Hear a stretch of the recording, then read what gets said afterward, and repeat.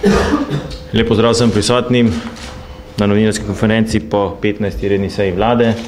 Vlada je obravnavala celovit paket ukrepov za spodbujanje in rast in predlagam, da kar minister predstavi glavne poudarke današnje razprave. Hvala lepa, spoštovane novinarke in novinarji. Resnično, vlada je na današnji seji obravnavala paket številka 1 za spodbujanje gospodarske rasti. Naj povem, da je to nadaljevanje praktično ukrepov, ki jih je vlada že sprejela med prvimi praktično, torej ukrepi, ki so že sprejeti v državnem zboru in so bili predvsem namenjeni za to, da ustvarjamo konkurenčnejšo poslovno okolje. Naj omenim še enkrat in poudarim še enkrat, torej znižanje davka od dohodkov pravnih oseb, eden ključnih ukrepov za ustvarjanje konkurenčnejšega okolja in ne smemo pozabiti na davčne olajšave, ki jih je vlada uvedla za prvič investicije in drugič za raziskave in razvoj. To so pomembni ukrepi za to, da bomo v prihodnje imeli v Sloveniji okolje, ki bo spodbujalo investicije, raziskave in razvoj. Sam dodam k temu seveda še posebej tuje investicije.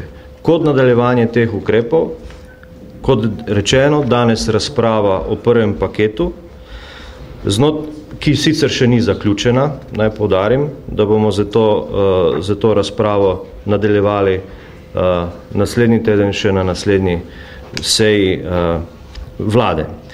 Naj omenim ukrepe, ki so predvideni v tem paketu. Torej ne približno, 10 zakonov je zajetih v tem paketu in nekaj razpisov. Dovolite, da jih opredelim. Kot prva, seveda sprememba zakona o gospodarskih družbah, kjer zajemamo mnoge pripombe in zahteve obrtne zbornice, obrtnikov, podjetnikov, ki so zajeti v tisti brošurici zahteve slovenske obrti in podjetništva. Naj omenim nekatere: omejitev delovanja SP in družb, ki nimajo odprtega transakcijskega računa, drugič skrajšanje roka za izbris samostojnega podjetnika in poslovnega registra, prenos podjetja zasebnika, plačilo za nadomestilo za objavo, kar se tiče AJPES-a, se bo izvedlo šele po objavi letnih poročil, skratka cel kup administrativnih ovir, ki jih bomo skozi zakon o gospodarskih družbah odpravili. Drugi zakon, zakon o finančnem poslovanju, postopki zaradi insolventnosti in prisilnem prenehanju. Kot veste, je bil zakon v obravnavi nedolgo tega v državnem zboru in ga je vložila še vlada v prejšnji sestavi. Ta zakon je imel nekaj dobrih rešitev, kot na primer hčerinske družbe kot upnice ne morejo glasovati o prisilni poravnavi matere, da lahko upniški odbor sprejme sklepe o povečanju osnovnega kapitala ne samo z novimi denarnimi vložki, temveč tudi stvarnimi vložki, da se upravljanje insolventne družbe deloma razporedi na sodišče in podobno. Skratka, veliko dobrih zadev je bilo v tem zakonu. Mi bomo k temu dodali še. Torej, uvedli bomo ukrepe za bistveno skrajšanje trajanja postopkov, torej teh insolvenčnih postopkov. Odpravili bomo določila, ki posameznim deležnikom omogočajo zavlačevanje in zlorabe postopka. Prav tako bomo večji poudarek namenili reševanju zdravih delov podjetij, torej delov insolventnih podjetij, ki imajo pogoje za obstoj in rast. In v postopku prisilne poravnave bomo uvedli inštrumente za omejitev pristojnosti obstoječih organov družb in jih razdelili med obstoječe organe družbe in organe, ki jih postavi sodišče o poklicu prisilne poravnave. Skratka, gre za cel kup ukrepov, zato da poskušamo čim bolj zajeziti takšne ali drugačne špekulacije. Naslednja zadeva. Sprememba zakonodaje na področju ravnanja z stvarnim premoženjem. Želimo odpraviti ovire pri nefleksibilnosti prodaje zemljišč, ampak poudarjam v industrijskih in obrtnih conah, ki so v lasti občin. Dogaja se nam namreč, da zemljišča, ki so v teh industrijskih obrtnih conah, dosegajo cene, ki so nekonkurenčne, ki niso zanimive za podjetnike, še več niso zanimive tudi za tiste tuje investicije, ki bi v Slovenijo želele priti. Cene se gibljajo 20, 25, 30 in tudi več evrov na kvadratni meter in želimo omogočiti s tem ukrepom, da bi lahko občine ta zemljišča ponudila tudi po bistveno nižji ceni. Skratka, ustvariti okolje, da bomo lahko te investicije, ki jih privabljamo, z ukrepi, ki smo jih že sprejeli, umestili v prostor. Podobno navezava ukrepa je tudi sprememba zakona o kmetijskih zemljiščih, ki ne more in ne sme obremenjati še dodatno za spremembo namembnosti teh zemljišč, ki so že enkrat bila namenjena za to, za gospodarsko aktivnost. Torej, s tem izvajamo, torej instrument, torej dajemo na razpolago občini instrument, da začne skratka širiti svojo gospodarsko aktivnost. Naslednja zadeva. Sprememba zakona o preprečitvi zamud pri plačilih. Bistvena novost, najpomembnejša novost tega zakona je seveda inštrument izvršnica. Izvršnica je praktično inštrument, ki vsebuje nepreklicno pooblastilo podpisnika banki, da izvršnico plača iz sredstev na računu dolžnika in imetniku izvršnice, da se poplača iz sredstev na računu dolžnika. Kaj to pomeni? Gre za nepreklicni plačilni inštrument, s katerim bo lahko upnik prišel do svoje terjave mimo, bom rekel v narekovajih, pravosodnega sistema, mimo pravosodja. Skratka, na ta način želimo bistveno skrajšati in vplivati direktno na plačilno nedisciplino, ki je v Sloveniji seveda pereča. Ohranjamo obvezni pobot, ocenjujemo namreč, da je 800 milijonov, ki jih je bilo, govorim seveda o okrogli številki, ki jih je bilo pobotanih v prejšnjem letu, da je to vendarle ena suma denarja, ki jo ne moremo zanemarjati, in ocenjujemo, da v kombinaciji z inštrumentom izvršnice odpravljamo pripombe, ki so bile v zvezi z tem obveznim pobotom strani gospodarske zbornice, kjer je bilo očitano, češ, da zdaj ta pobot sam spodbuja neplačevanje. Morda samo sekund, da se nam bo zdaj pridružil od ministra za finance. Odlično. Naslednja zadeva, praktično sprememba dveh zakonov. Kolega minister, pozdravljen. Sprememba naslednjih dveh zakonov povezanih seveda z enem ključnih administrativnih problemov, s katerimi se srečujejo slovenski gospodarstveniki in tudi seveda predvsem tisti tuji investitorji, ki želijo prihajati v Slovenijo. Govorimo o zakonu o graditvi objektov in spremembi zakona o prostorskem načrtovanju. Oba zakona bosta spremenjena v smeri, da seveda te postopke pridobivanja gradbenih dovoljenj, pridobivanja soglasij in mnoge podrobnosti, ki so znotraj teh zakonov, seveda poenostavimo z namenom, da bodo investitorji do gradbenih dovoljenj prihajali enostavneje, predvsem pa hitreje. Naslednja zadeva, sprememba obrtnega zakona. Dobro veste, da se je pred časom zgodil referendum v obrtni zbornici, da so rezultati znani, da je znana tudi koalicijska pogodba in da je potrebno to preprosto implementirati. Naslednji zakon o poroštvih za financiranje investicij gospodarskih družb. O tem zakonu bo v nadaljevanju več povedal kolega minister. Zagotovo pa je zadeva usmerjena v, bom rekel, blaženje tega kreditnega krča, ki v Sloveniji seveda je in se želimo intenzivno spopasti z tem problemom. Naj omenim še pomemben ukrep, ki je vezan in smo ga umestili v ta paket. Gre za združitev agencij, ki so se do sedaj tako ali drugače ukvarjali z državnim premoženjem. Govorimo o AOKN-ju, SOD-u, KAD-u, DSU-ju, ki jih bomo umestili v eno inštitucijo, v eno agencijo, znotraj katere bodo organizirani, da temu tako rečem, bo organiziranih več skladov, ki se bodo specialno ukvarjali z posameznimi naložbami. Morda v nadaljevanju več o tem tudi minister. Naj omenim, da je ambicija vlade, da te spremembe zakonov z temi ukrepi, o katerih sem govoril, sprejme na julijski seji Državnega zbora. Zato posebej govorimo o paketu številka 1, kar ne pomeni, da bo to seveda zadnji paket.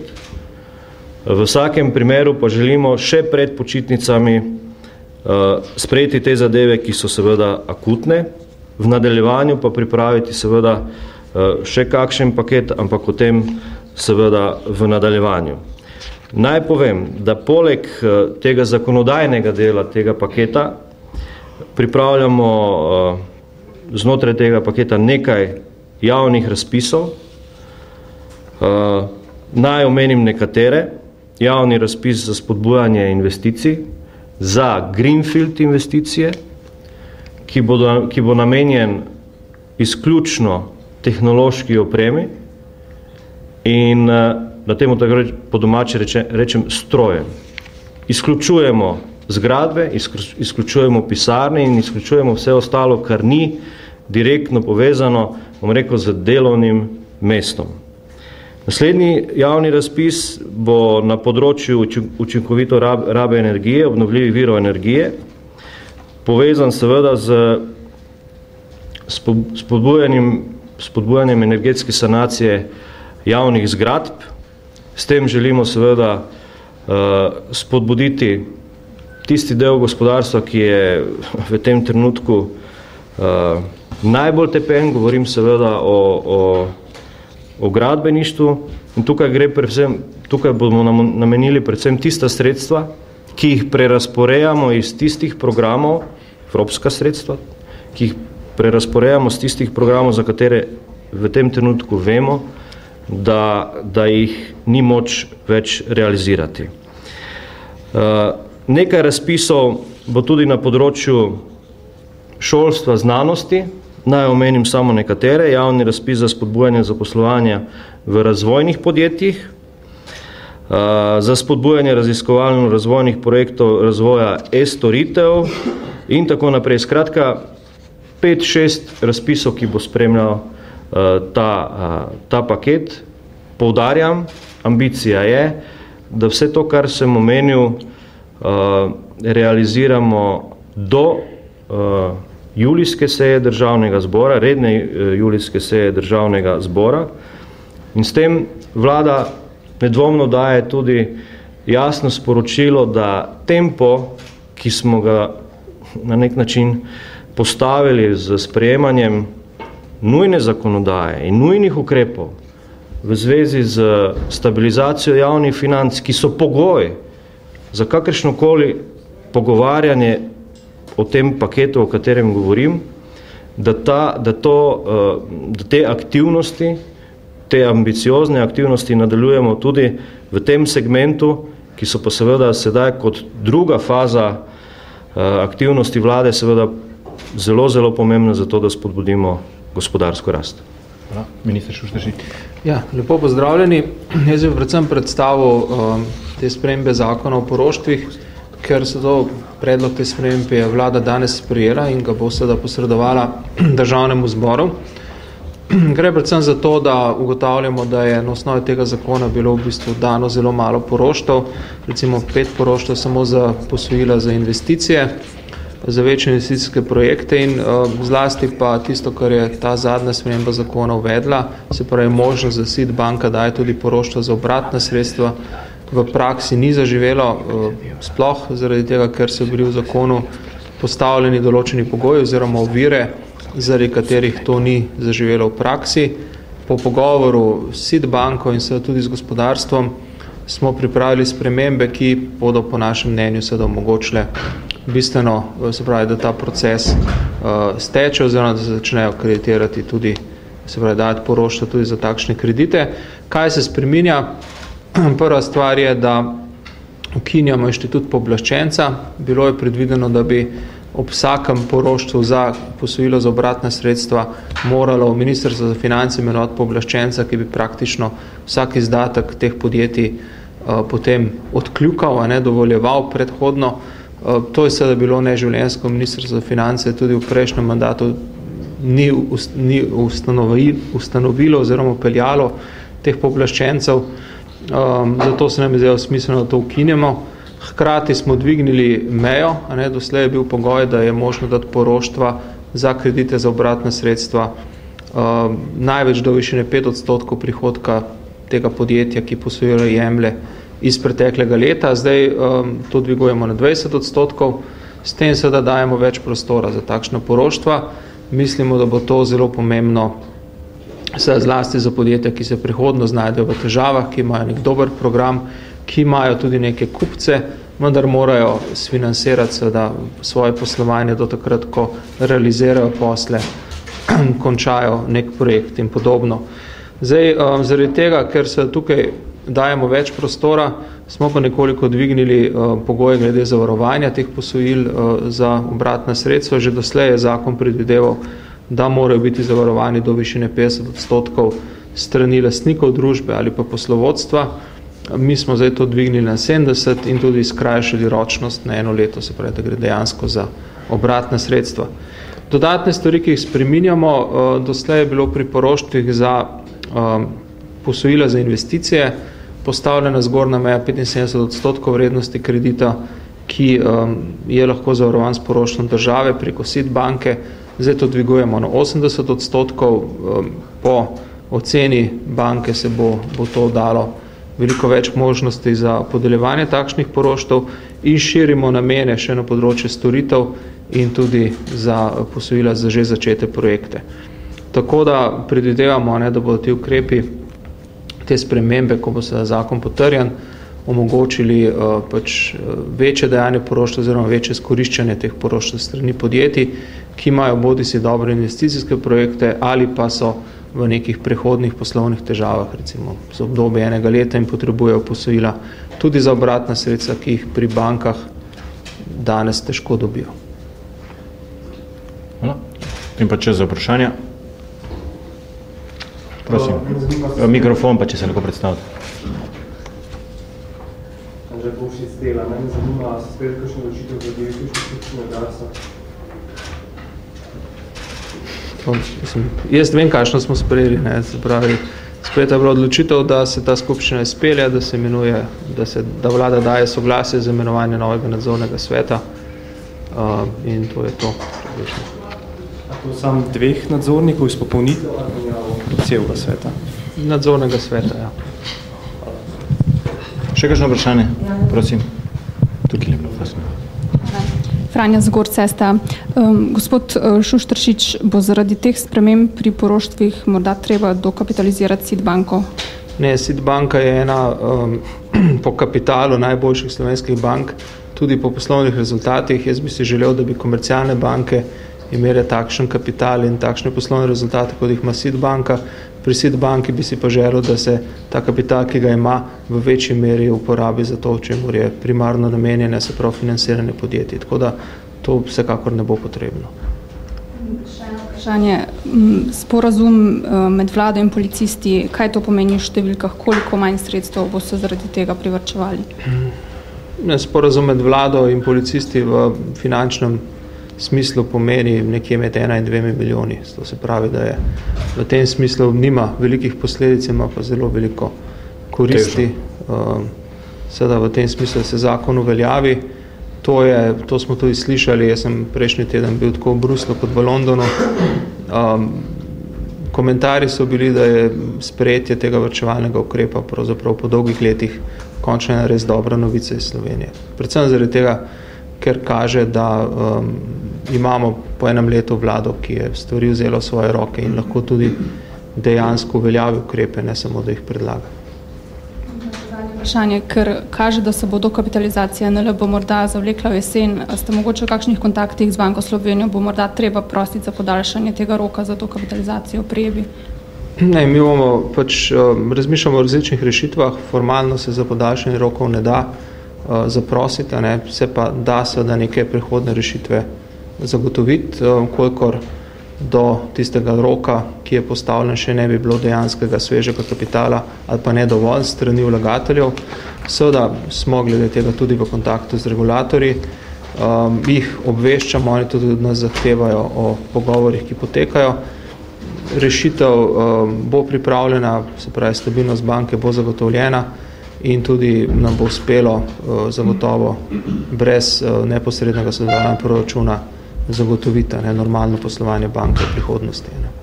Tako da, kakšne bodo rešitve pa potem, ko bodo dokončno oblikovane? Vprašanje? Prosim. Hipotetično gledano, Miha Kranjc, Pop TV, seveda, če ostanemo pri varčevalnih ukrepih, kaj bi pomenil za javno-finančni sistem morebitni referendum? To je hipotetično vprašanje, na katerega bi moral odgovoriti veliko čej. Ne. Se pravi, če ne vem sicer, zakaj bi prišlo do referenduma, včeraj je bil sporazum parafiran, jaz pričakujem, da bo tudi podpisan in da bo podpisi tudi dejansko umaknjeni potem z referendumske zahteve, če se pa zgodi nepredstavljivo in te podpisi niso umaknjeni. Potem pa je seveda vprašanje, če je tak referendum v skladu z ustavo, potem je vprašanje, kako hitro se izpelje in tako naprej. Ne. In na koncu tudi vprašanje, kakšen bi bil rezultat tega referenduma. Morda pa zakon na referendumu ne bi padel. Tako da je veliko čejev in jaz teh čejev ne bi želel številkami kvantificirati. Glejte, Slovenija si tega luksusa ne more privoščiti. Tega luksusa, da bi ta referendum padel oziroma da do referenduma sploh pride, si Slovenija ne more in ne sme privoščiti. Ker bi to imelo za posledice to, da bo Slovenija najbrž prišla v resno politično krizo. Poglejte, vlada je ogromno storila zdaj na tem, da smo zadevo sprejeli. Našli odličen kompromis z socialnimi partnerji. In bi bilo res neumno, da to zadevo zaustavimo. Še eno vprašanje, kaj pomeni finančni zlom mariborske nadškofije? Tudi to za javno-finančni sistem. In ali vlada razmišlja o kakršnikoli finančni pomoči? Ne, o tem nismo doslej razmišljali, mislim pa tudi mariborska nadškofija, kakorkoli je pomembna inštitucija, tako zelo pa tudi ne, da bi se zaradi nje finančni sistem zamajal. Še morda za vas, gospod Logar, ste govorili kaj o selitvenem načrtu? Ja, bi to kasneje morda v zaključku. Zdaj, še kakšno vprašanje? Prosim, ja. Lahko naštejete še imena nadzornikov novih Bersa, pa kaj bo njihova prva naloga, je to zamenjava duhovnikove? Glede, nisem se jih naučil na pamet, zato nisem izdelal tako pomembno. Tudi, če niso bili imenovani, ne? Tudi še niso bili imenovani, ne? Ampak ste jih potrdili sklepom, ne? Vse to imate v vladnem gradivu, ki ste ga dobili. Ja, dali smo soglasje AUKNU, ki bo skupščino izvedel. To je pa tudi vse, ne? Ampak dali ste soglasje? Tako. Kaj bo prva naloga? O tem pa nismo govorili. Kaj bo prva naloga? Tudi vlada jim ne bo nalog postavljala. Prosim, že. Jaz bi še vprašal, gospod Žerjava, omenil tudi energetsko sanacijo javnih stavb, ne. Računsko sodišče pred parimi meseci objavljeno poročilo, da je na zadnjem tem razpisu trajalo kar 3 ali 4 leta, da so se dejansko začele te stavbe sanirati, tudi takrat, ko je bila potrjena ta pomoč, ne. A ste sprejeli kakšne ukrepe, da se to ne bo spet zgodilo?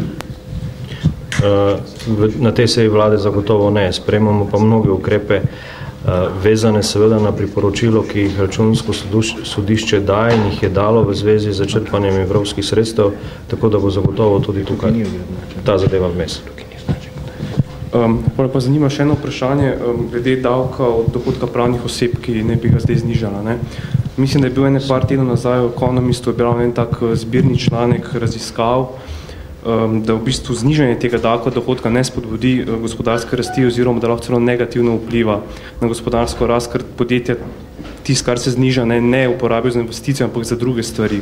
Mislim, da tudi National Bureau of Economic Research v Ameriki je prišel do enega takega zaključka. Ste vzeli kaj v obzir te raziskave, ker ste se odločili za to znižanje? Zdaj, ta sprememba je seveda že ozakonjena, ne? To ni nekaj, o čemer bi se še zdaj odločili, državni zbor je to že sprejel. Seveda obstajajo različne raziskave, ne? Obstajajo tudi primerjave in med državami, mislim, da vsaka država mora najti svoj način, kjer bo konkurenčna. Mi nažalost v Sloveniji danes nimamo nekaterih bogatstv, ki jih druge države imajo. Nimamo tako močne v svetu cene industrije, kot ima recimo Nemčija, nimamo tako odličnih tehnoloških univerz, kot jih ima Finska, zato pač moramo kratkoročno reševati, skušati dati spodbudo gospodarstvu tam, kjer jo lahko damo. Gospodarstvo je ta paket pozitivno ocenilo. Seveda, ne.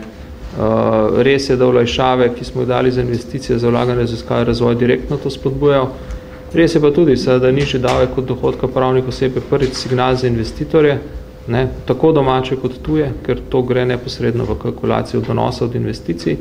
Drugič pa se investicije vedno pomenijo tudi delovna mesta. Tako da jaz mislim, da raziskave so eno, ne, mislim pa, da marsikje se bo pa to vendarle poznalo. In tudi, ko mi je bilo to vprašanje postavljeno na ekonomsko-socialnem svetu strani sindikatov, se pa pogledajte, to pa je stvar vašega socialnega dialoga z delodajalci. Ne. To se pravi, oni med sabo morajo odpreti to vprašanje, morda tudi od sindikatov v podjetjih tudi vprašati, ne, kaj ste pa zdaj s tem, koliko sem v to poznalo, kaj bomo pa s tem podjetju naredili. In so kar neke tradicije dogovarjene znotraj podjetij.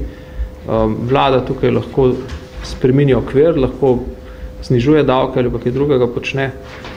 Kaj se po podjetjih dogaja, pa seveda vlada ne more s prstom pokazati, zdaj pa ta denar dajte tja in tja.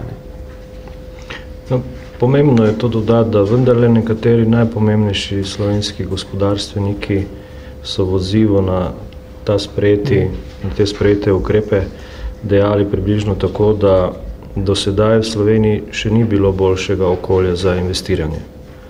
In seveda je nemogoče podjetnike prisiliti, da bodo ta del, na osnovi katerega bodo imeli večjo akumulacijo, da bi ta del vložili v investicije, raziskave in razvoj. Ampak ravno zaradi tega sporedno tudi te olajšave in ravno zaradi tega tudi ti drugi ukrepi, ki jih danes predlagamo, da bo okolje za investicije, poslovno okolje za investicije v Sloveniji takšno, da bodo podjetniki zainteresirani, da bodo to tukaj investirali. To je osnoven namen. Ampak, pogledajte, na začetku je pač potrebno dati neke pozitivne signale gospodarstvenikom, navznoter in navzven. Skratka, da ima vlada namen urediti poslovno okolje. In to počnemo. Prosim. Gospod minister Žerjav, mene zanima, zakaj je bila razprava o tem paketu številka 1 prekinjena, je preobsežna, ali so bile kakšne rešitve, ki so bile predlagane morda sporne, in pa drugo vprašanje morda za oba, ali obstaja kakšna ocena, kaj ti ukrepi iz tega paketa pomenijo za gospodarsko rast, torej posredno kak vpliv naj bi to imelo? Veliko časa praktično je bila to točka, o kateri smo se največ pogovarjali. Obstaja še veliko idej, ki bi jih želeli še v tem tednu vključiti v ta paket. Ničesar nismo umikali, želimo pa še kaj dodati. Vpliv na gospodarstvo. Ja, jaz bi to potrdil najprej, dejansko nobena od teh rešitev ni bila sporna. Bolje šlo za razpravo še dodatnih predlogih, ki jih bodo ministrstva še pripravila tekom tedna. Ne. Zdaj ocene na gospodarsko rast, mislim, da tukaj bi se javil neko iluzijo, če bi rekel, da je možno to z neko številko opredeliti. Gotovo pa to so ukrepi, ki bodo olajšali delovanje gospodarstva in morda tudi prispevali k temu, da bomo prej obrnili trend gospodarske rasti, se pravi z negativnega, ki je zdaj v pozitivno smer, zdaj da bi pa točno prispevek teh ukrepov nekdo izračunal, je pa mislim, da zelo težko. Poglejte, ključno je, da se prisluhne gospodarstvu. Včeraj je bil na gospodarski zbornici vrh malega gospodarstva in mnogo pripomb, ki so jih podjetniki izrazili na tem vrhu malega gospodarstva, veliko pripomb pravzaprav za temi ukrepi odpravljamo. Skratka, jaz mislim, da se moramo poslušati in da mora preprosto vlada stopiti nasproti slovenskemu gospodarstvu in to počnemo zdaj za temi ukrepi. Je že res, da je veliko ukrepov administrativnih, govorimo o odpravi administrativnih ovir, ampak veste, za temi administrativnimi ovirami v gospodarskem subjektu stoji denar. Stroški, nepotrebni stroški. Tako da s tem bomo nadaljevali tudi v naslednjem paketu, zagotovo. Dobro, še kakšno vprašanje? Vsega pa pač ni moč storiti naenkrat v enem mesecu, v 2 mesecih.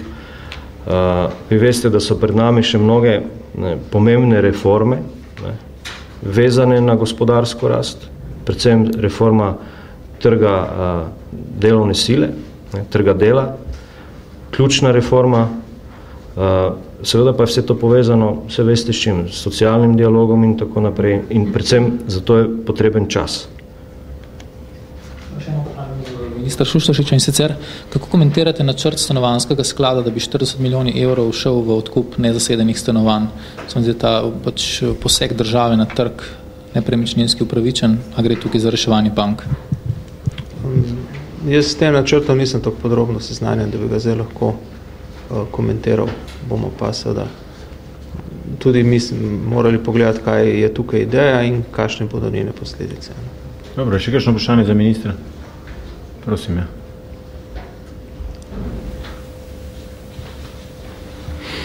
Mislim, da verjetno to ni bil oblik tema današnje seje vlade, ampak vseeno me zanima, ker govorite o ukrepih za gospodarstvo.